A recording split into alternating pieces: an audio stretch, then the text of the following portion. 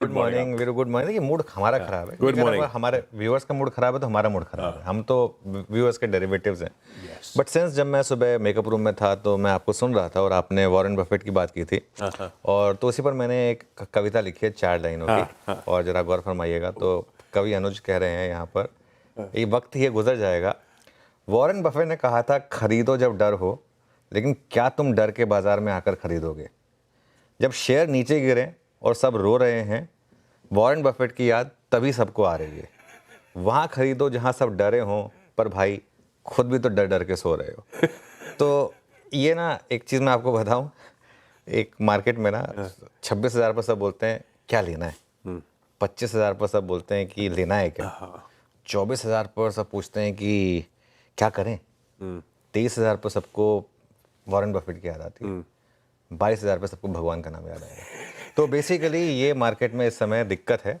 और निफ्टी तो actually Nifty में तो पेन है भी नहीं, मतलब है पेन, लेकिन निफ्टी में पेन कहाँ है? आप मिड कैप और स्मॉल कैप देखिए, पेन तो वहाँ पर है। खैर anyway, now coming to serious business.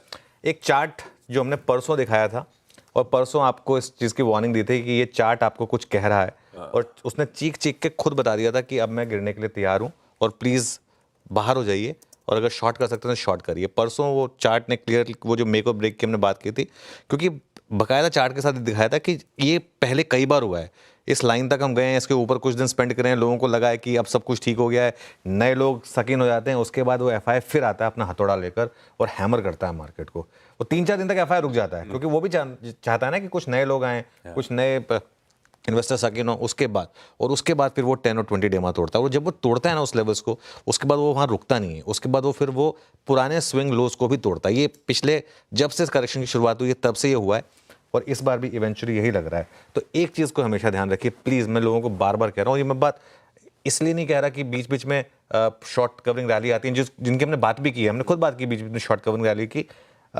Market के बड़े ट्रेंड का रिस्पेक्ट का सम्मान करिए। बड़ा ट्रेंड अगर नेगेटिव हो तो वो जो बीच में काउंटर ट्रेंड रैली आएगी उसमें बुक करना बहुत ज़रूरी है।